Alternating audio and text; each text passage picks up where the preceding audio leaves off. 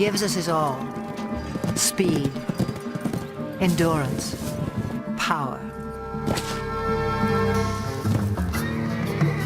Yet his wild spirit burns bright.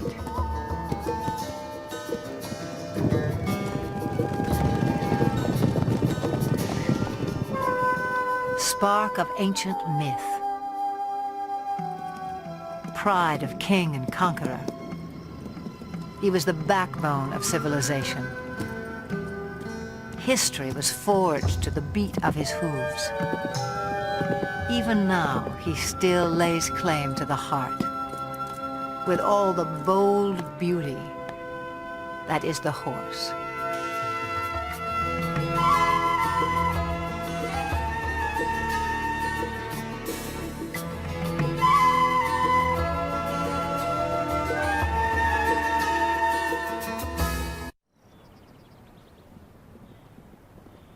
Summer sets off fireworks in the mountains of southern Montana.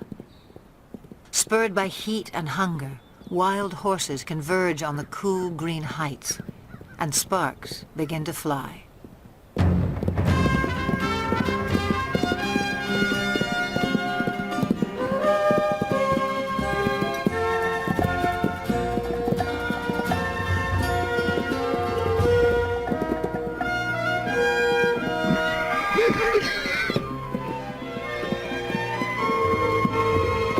Stallions spar.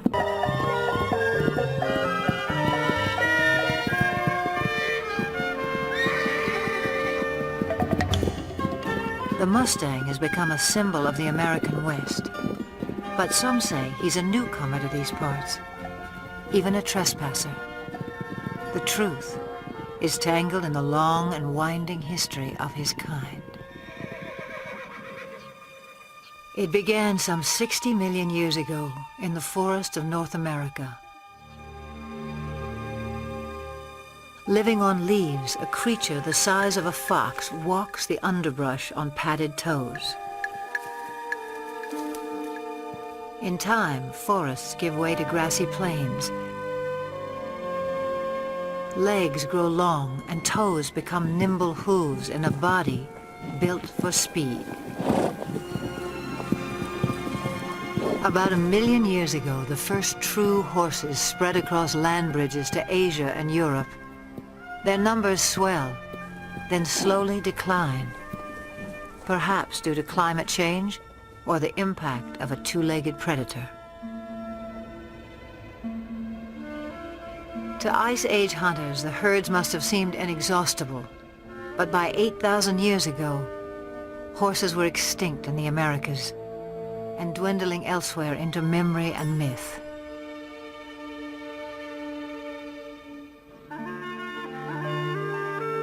Then somewhere on the steppes of Eurasia, at least 4,000 years ago, the horse inspired someone as more than just a meal. It may have begun as a shaman's ritual or a reckless teenage prank. But some brave soul took a quantum leap and changed the world forever.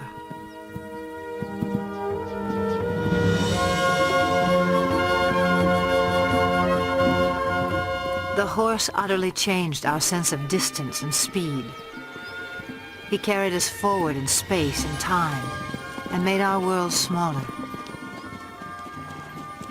Great equestrian cultures arose and thundered across antiquity. Today, most have vanished, but here on the steppes of Mongolia, little has changed since the time when the horse became a way of life. Nomads still measure their wealth in livestock and move vast herds with the seasons.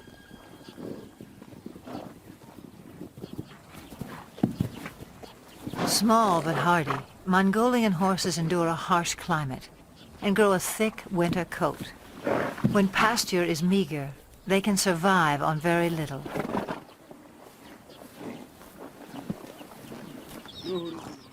Mongolian nomads also herd sheep, goats, and cows, but horses are their greatest pride.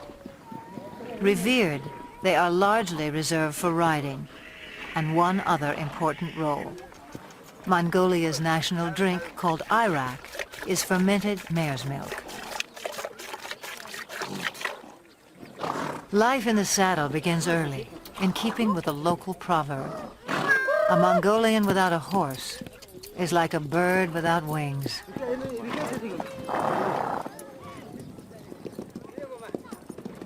In July, thousands of nomads set up camp on the edge of the capital city, Ulaanbaatar. They come to celebrate Naadam, an ancient religious festival. National competitions of traditional sports are held, including 2 days of horse racing. One of the country's top horse breeders, Hang Medic, traveled over a week to take part in what will be his 30th Naadam. From a herd of 400 head, he has brought his 12 fastest horses. Also in tow are his grandchildren. For good reason. Riders must be under 12 to compete at Naadam. Training, however, is no child's play. It's what Hang Medic lives for.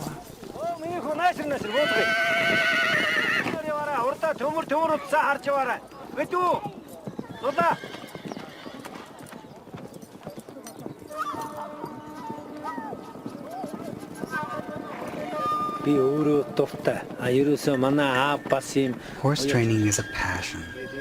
My father was a great trainer, and he passed that on to me. It's the same for most Mongolian people. We compete at Naadam to see who has the best horse, and because we're so proud of our horses. A fine racehorse is a symbol of good luck and happiness. On the day of the first race, preparations begin at dawn. Hats and bright silks will help families spot their little jockeys at a distance.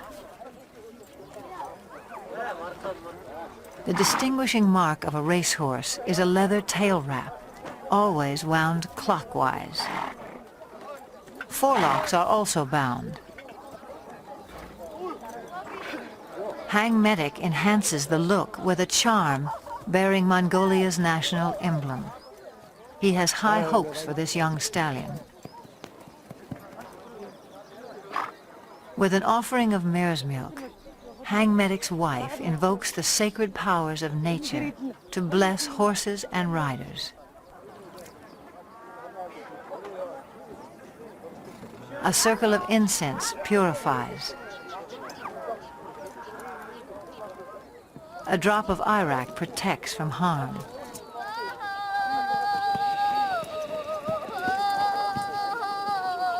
An ancient Buddhist chant rings out for luck.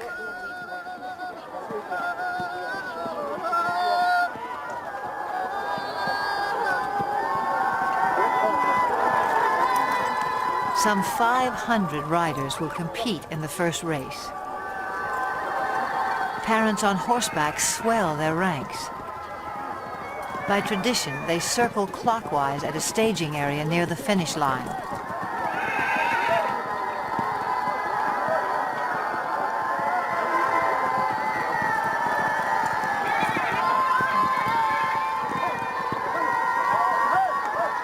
But the running of the race is not yet at hand.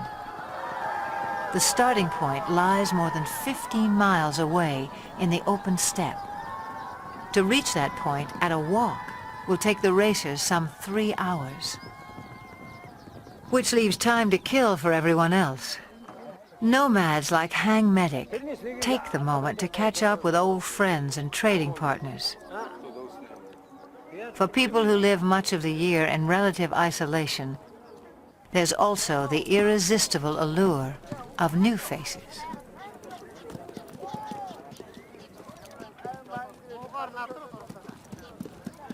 For now, small talk belies the drama that's erupting miles away. As 500 horses reach the starting point and the race begins.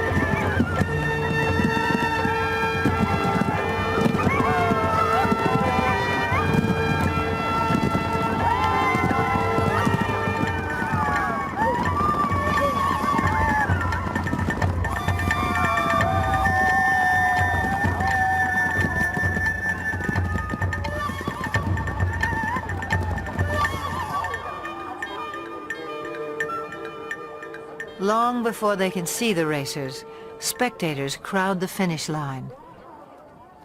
According to myth, the dust kicked up by winning horses showers happiness and prosperity on all those it touches.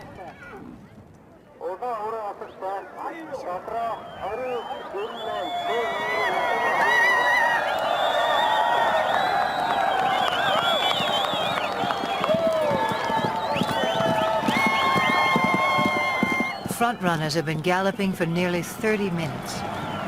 By Western standards, this might qualify as an extreme sport. But these are the descendants of Genghis Khan, who forged the largest land empire ever known on horseback.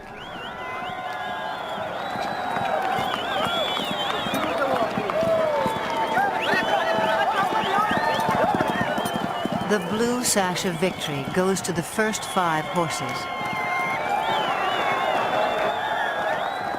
A flash of green tells Hang Medic his granddaughter has placed. But a riderless horse sends him off in search of his youngest grandson.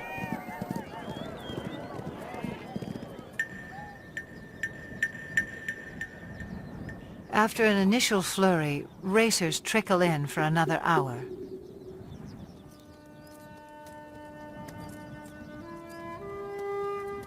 Herd instinct alone will keep a horse going, even one that lacks the fitness and conditioning required for a long-distance run. For some, the strain is too much.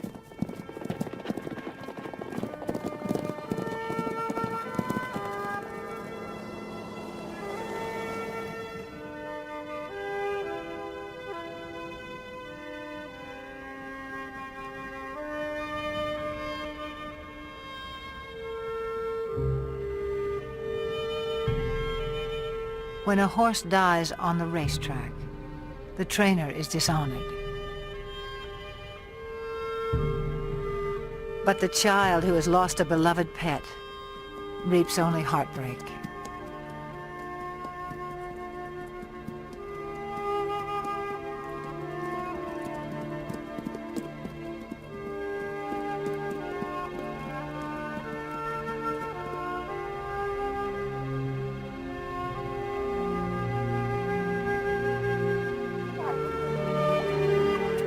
A fall near the starting point dashed the hopes of Hang Medic's grandson. His horse is safe, his bruises minor, but his 6-year-old pride will sting until the races are over.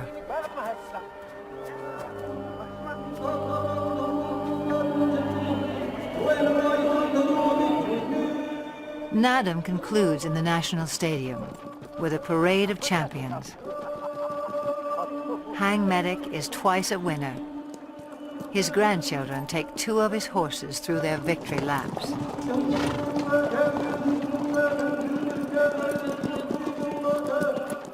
A herald sings the praises of the winning horses. Medals and mare's milk do them honor.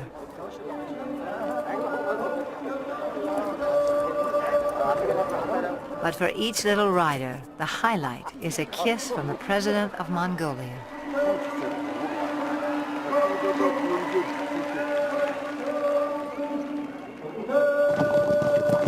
No other nation makes more of the horse.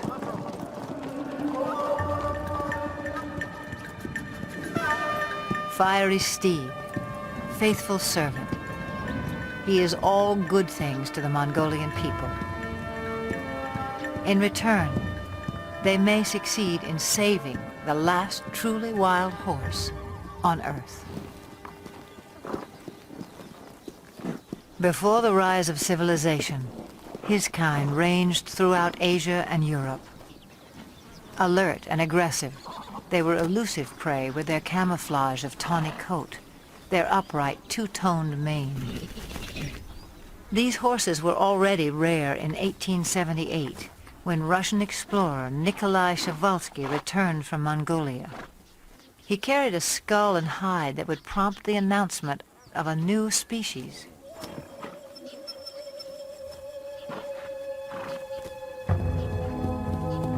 In a race for specimens, stallions were slaughtered to subdue mares. Mares were killed to secure foals. Dozens died en route to zoos and animal collectors in the West.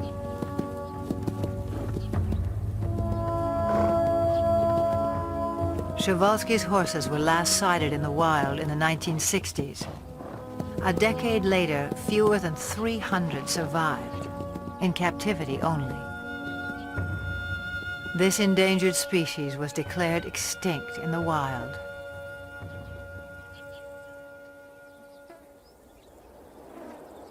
In 1992, 16 Przewalski horses from European reserves touched down in Ulaanbaatar. Their journey was the crowning achievement of Dutch conservationists and Mongolian authorities.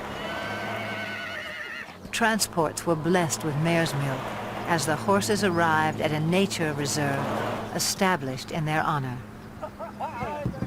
The homecoming delighted local people. Their name for the horses is Taki. The word also means spirit.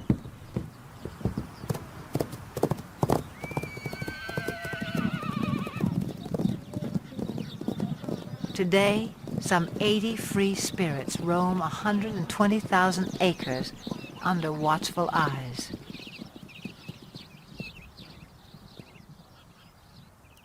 Park rangers closely track the animals' health and behavior. Breeding success is high. 2 generations have been born in the reserve. To increase the gene pool, horses are still brought in from the West. But prospects for a self-sustaining population are promising. Mongolia's preservation of the Taki seems a fitting tribute to an animal who has given us so much.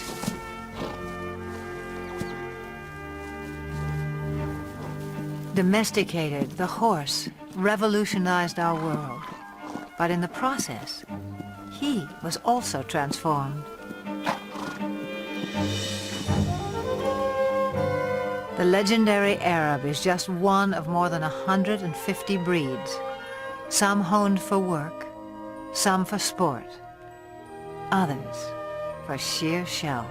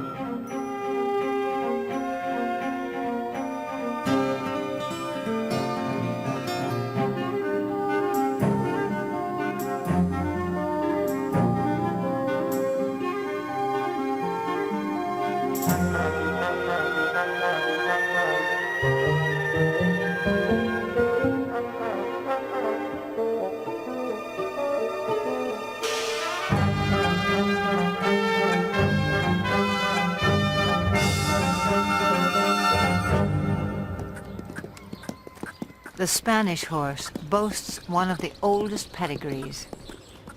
His speed and stamina were praised by the Romans. The famous Spanish riding school in Vienna was founded in his name. A dancer's grace made him a favorite of monarchs and earned him the title Royal Horse of Europe. Today, he inspires a new generation. At the Royal Andalusian School of Equestrian Art in the town of Jerez in southern Spain. Few gain admission here. Only first-rate horses, trainers, and students. A strict curriculum has produced several Olympic competitors. The school also keeps tradition alive. Once a week, the public is invited in to enjoy the splendors of another age. In 18th century costume, riders recreate the height of classical horsemanship as it was practiced throughout the courts of Europe.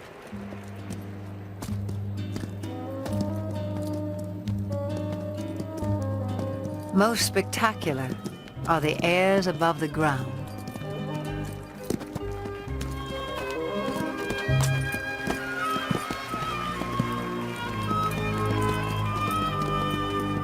Horses naturally leap and kick when fighting. Centuries ago, cavalry mounts were trained to perform these moves in battle.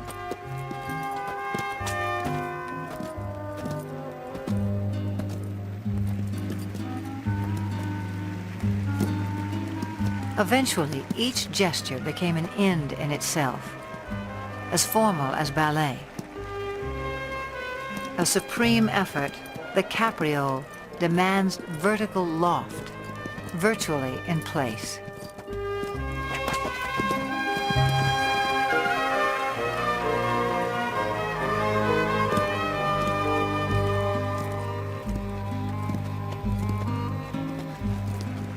Few can perform this exacting dance with the power and precision of the Spanish horse.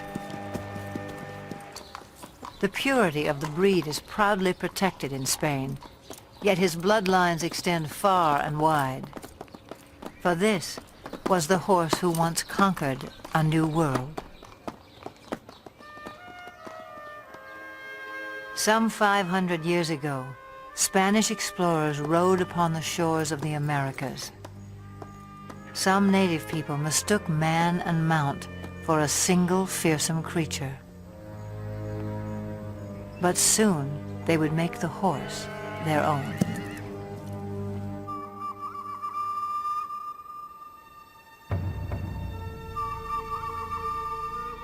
Through stealth and trade, Native Americans embraced the horse. It was said they came to each other like long-lost brothers.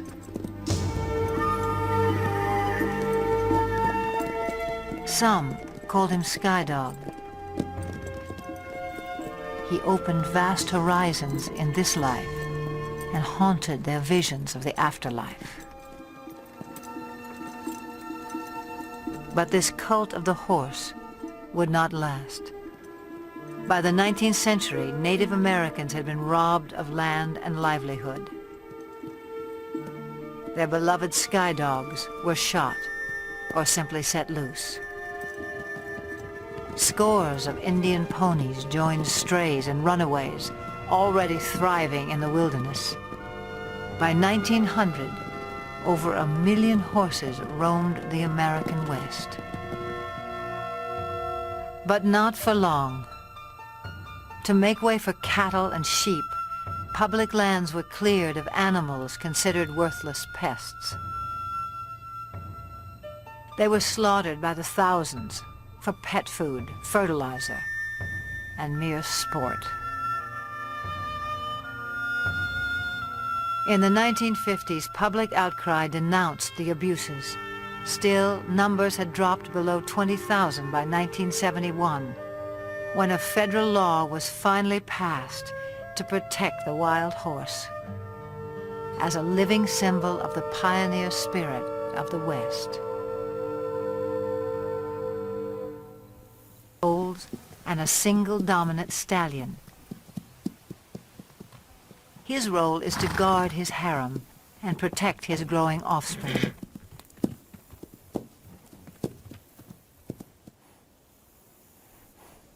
This stallion, known as Raven, is one of the most dominant on the range. A heap of fresh droppings called a stud pile alerts him that potential rivals may be in the vicinity.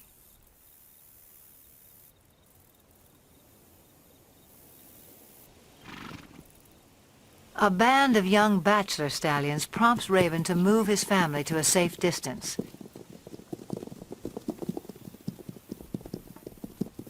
Then he advances on the intruders, and confrontation becomes inevitable.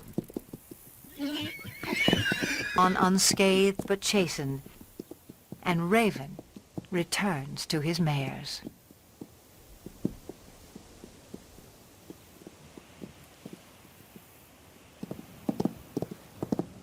Occasionally, even mature stallions form alliances. A stud named Starman acts as a subordinate or lieutenant stallion to Flash, who has a mare and foal of his own. Flash tolerates Starman's presence, but allows him no access to his lone mare. In summer, a waterhole fed by melting snowbanks attracts this small band.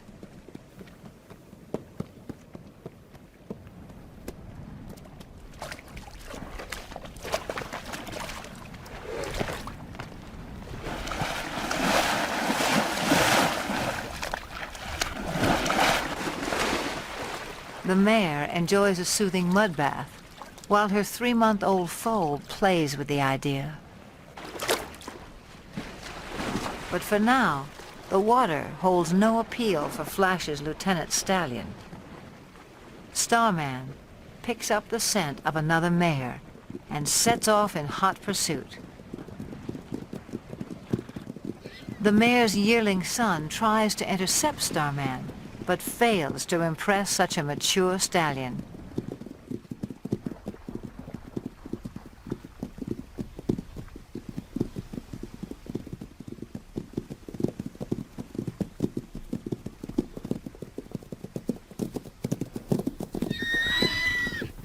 This mare's own stallion must be just out of sight, a boon for Starman.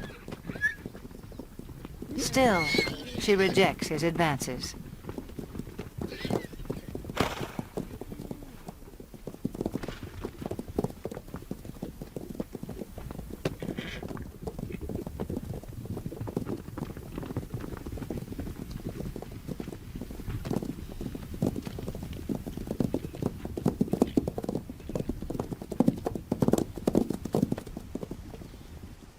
In the end, she gets away, and Starman can only observe the tactics of a more successful suitor.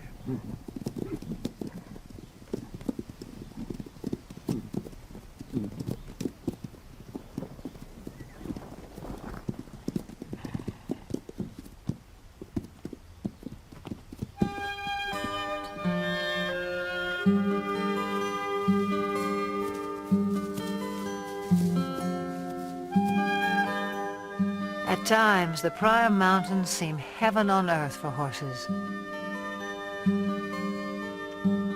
Though much of the terrain is arid and winters are harsh, summer pastures can be glorious.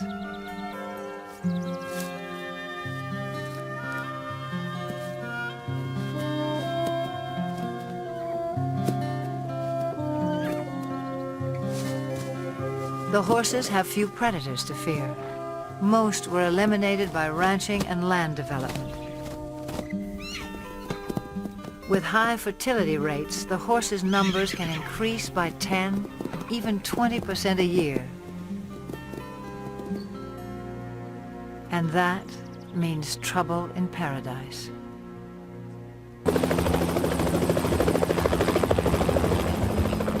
In the last 3 decades, the Bureau of Land Management has removed more than 100,000 wild horses from the range. The roundups are intended to protect public lands from overgrazing and ensure the health of the herds.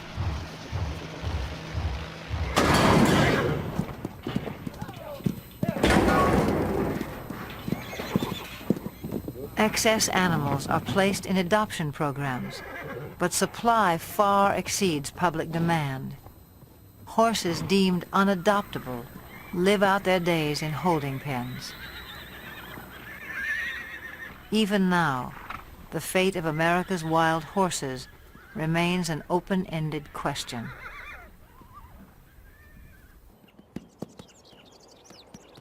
Some 4,000 years of domestication have failed to deprive the horse of his wild instincts. His natural impulse is to flee the company of humans. Brian Newbert makes a living, not breaking, but in his words, starting wild or green horses. This 2-year-old quarter horse stud, born on the open range, has never been handled. On his ranch in Northern California, Brian is about to make first contact.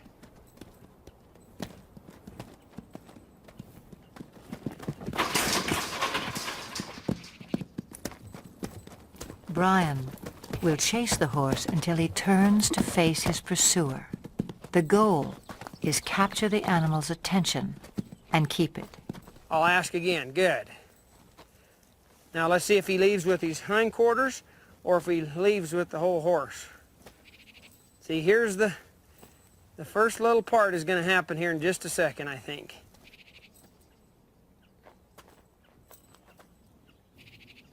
Subtle shifts of body language keep the horse focused on Brian.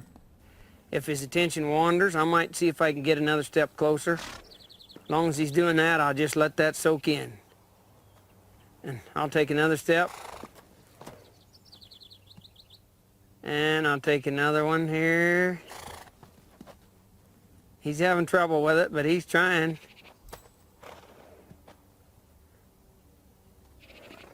He's gonna have to leave here pretty soon. And I'll try to direct him back. There, he adjusted in the rear quarters. That's what I'm gonna need here.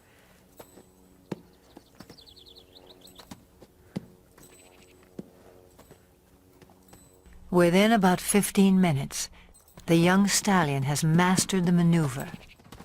Now Brian presents a new challenge. I might do just a little swinging here and see if he can stand that. And I'll see if I can put that on there without hitting him in the face. And I'll just, as I come forward, just let that go. And it's kind of scary. And you can see that it's troubling to him a little. So I'll just put just a little pressure till he finds his way toward me. See, he keeps thinking his answer is out of here, but the answer's right there. The horse turns to Brian for reassurance, a critical breakthrough. Now he might reach for me.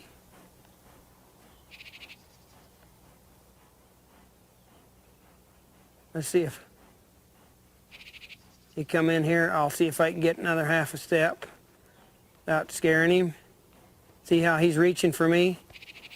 Now here's a spot where you want to watch their ears, because some of them they'll take a run at you. Now I'll just wait here till he reaches. Like that. See him smelling me instead of... There's the first, second time he's ever been touched by a human, or he touched a human, I guess, instead of... Now again, let's see if this head shaking will disappear. I'll just keep a little tension there, and I'll see if he'll reach for me. And pretty soon I'll reach for him, like right there. We sort of met one another. A little bit of touching there.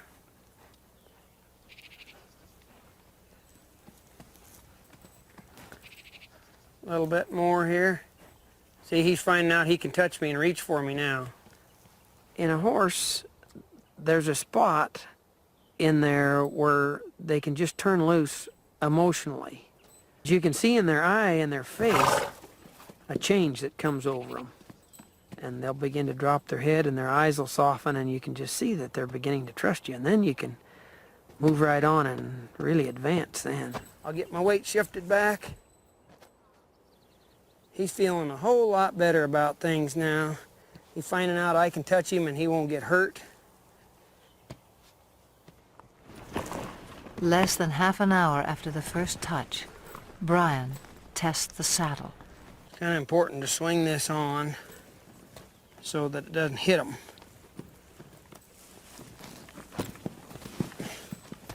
So this grab will gradually just lays right over on their back like that. I don't mind seeing one buck with the saddle because being a prey animal, that's his responsibility to not let anything stay up there. That's where the predator has the best advantage. If he can get above and stay with them, then he can have himself a meal. Pretty dreamy now, but we'll see what he's like when he feels that saddle on there. I'd rather he test the saddle out before I get on than after I get up there. Now I'm going to move him off, but ever so softly, if I can. I'm not trying to make him buck.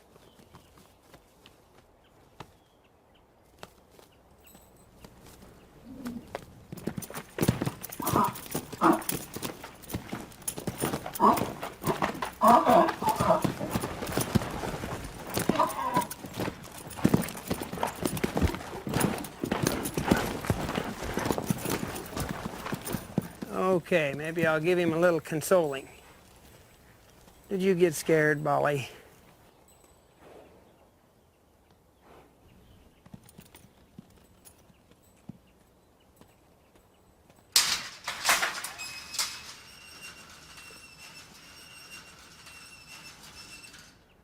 It's been less than 2 hours since Brian began work.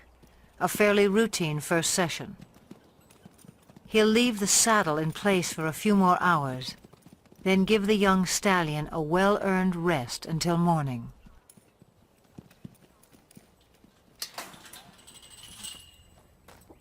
Yesterday's fear gives way to recognition and trust. Today will be another turning point.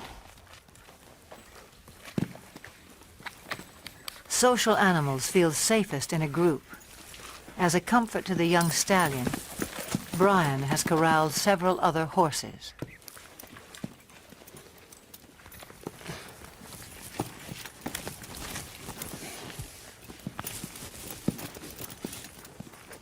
See, if he wiggles, I'll just wait here till he stands put.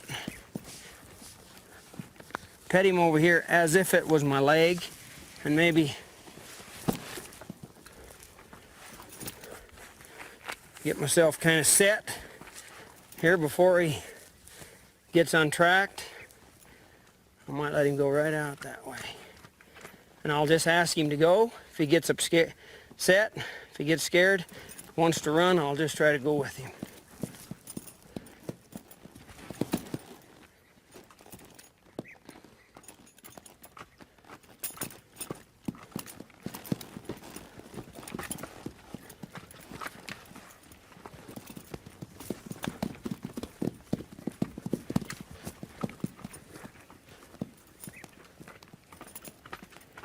People ask me about this new way of working with horses. As far as I know, it's been around as long as there's been horses and man interacting with one another. I don't know how the first man could ever got on a horse for the first time without having something working for him.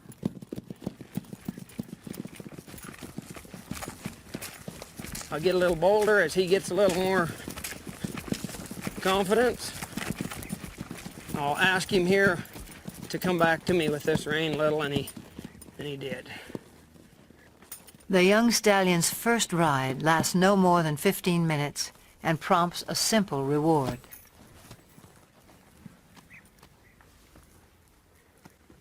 Hey, kid.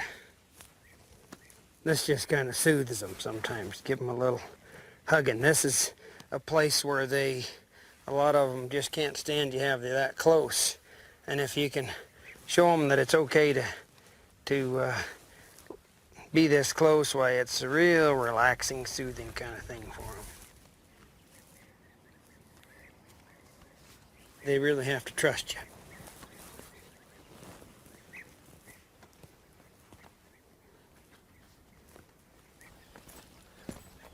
By day 3, it's time to abandon the security of the corral. A whole new life is beginning for the young stallion. He gets to trust me a whole lot more today, I see. And Brian is left to ponder an age-old mystery about the nature of horses. I often wondered how in the world would they allow somebody to get up on their back and guide them around. They'll take us miles and miles till they're totally, tired, pull wagons and pack loads and all kinds of things, when actually they could kick us or hurt us or buck us off any time, and yet they'll just work their hearts out for us if it's presented to them in a way that they can understand. Pretty special animal, really. Special indeed. No more than 60 years before the first moon landing, the world was driven by horsepower.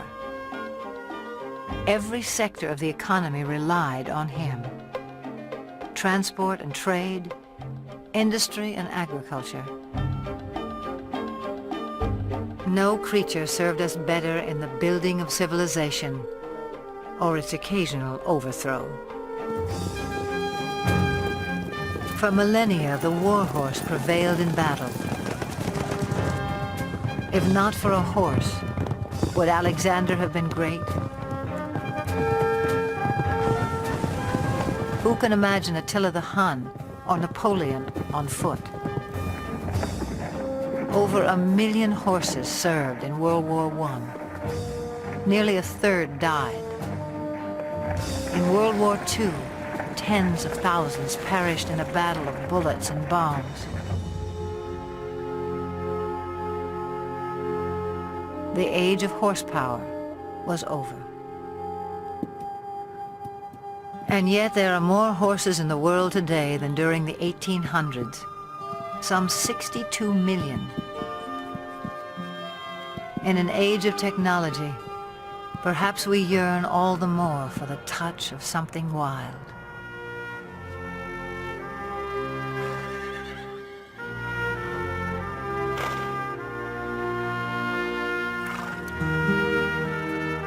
The horse is no longer changing our world, but he can still change lives, one at a time. In central Georgia, Carol Woolley has loved horses since she was a child.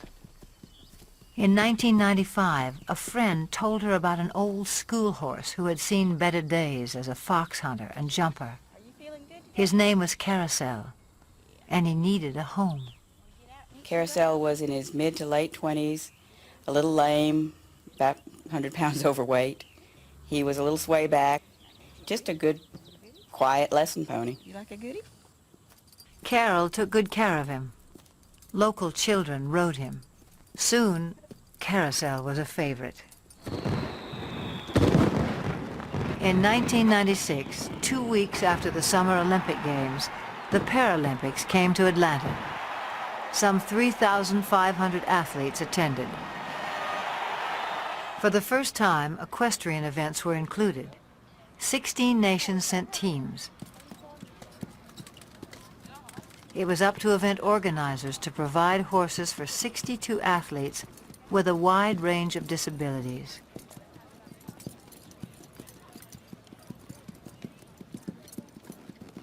Each would be judged on precision, smoothness, and harmony of horse and rider while performing a set pattern in the arena. A call went out to horse owners for calm, well-trained mounts. Carol Woolley volunteered 2 of her younger horses, but games officials were desperate for more. She thought twice, then sent for old Carousel as well. After a checkup, he was quickly put to the test. Later in the day, they called him for Denmark, and I met Britta Anderson, who's a very small woman in a wheelchair, and I thought to myself, there's no way she's going to ride this pony. She spoke English quite well, and I asked her, have you ever fallen off a horse? And she smiled and looked at me and says, many times. Far from falling, on the day of competition, Britta and Carousel took Carol by surprise. Anderson of Denmark. Anderson. Britta and Carousel made a connection. He knew exactly what she wanted, and she knew how to get the most out of him. And he loved her. I'm still not sure how she did it, but they were just a perfect match.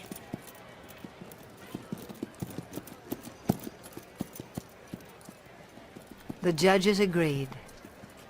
The pair took first place in their division and received the highest score of all the competitors.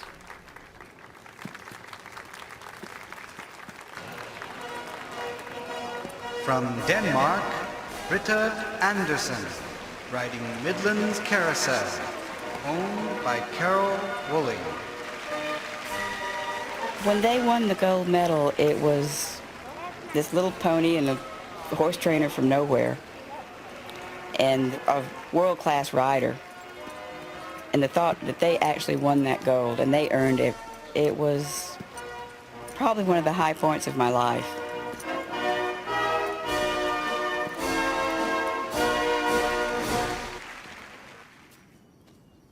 By the time she returned home, Carol had decided to start a therapeutic riding school.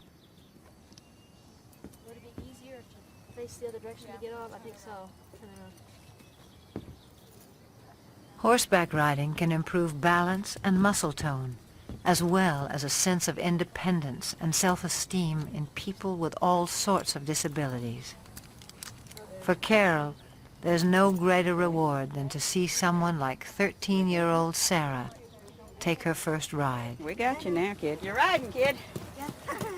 You're riding. We want to stop and get this. You want your When you take a child out of a wheelchair and put him on a horse, he's immediately taller.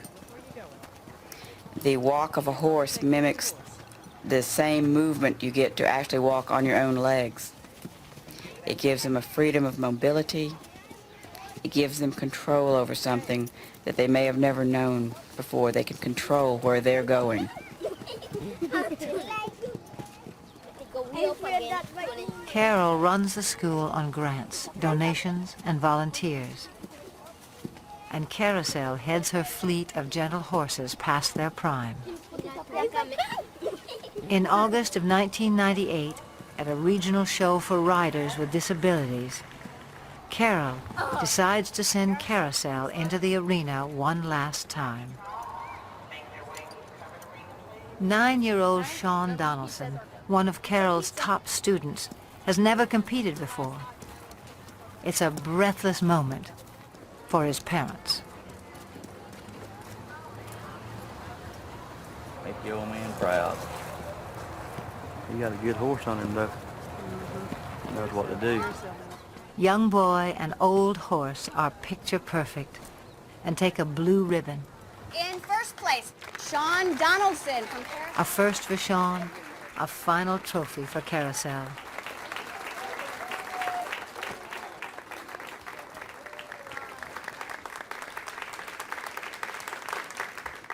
The competition concludes with a ceremony. As a symbol of retirement, Carol removes the saddle from a little horse of unknown breeding who has meant so much to so many.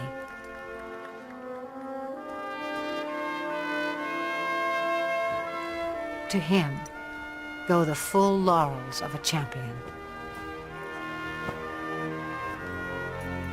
He was quite calm, stood through everything. He halfway, I think, understood that we were doing an honor to him. I was a little surprised that he didn't mind us putting flowers on him. He acted like, well, those were his flowers. This is fine. I think he enjoyed it, really.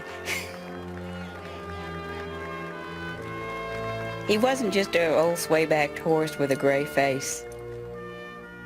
He was everybody's dream of a horse.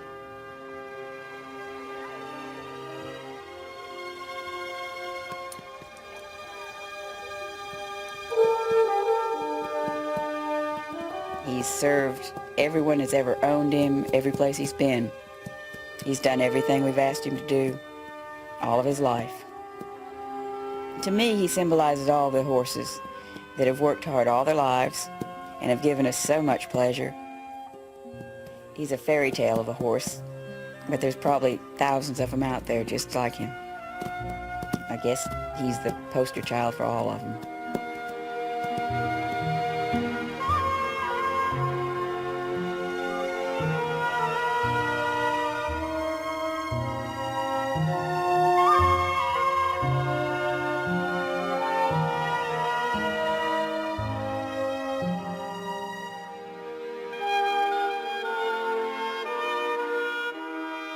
for all they have done for us, for all that they are.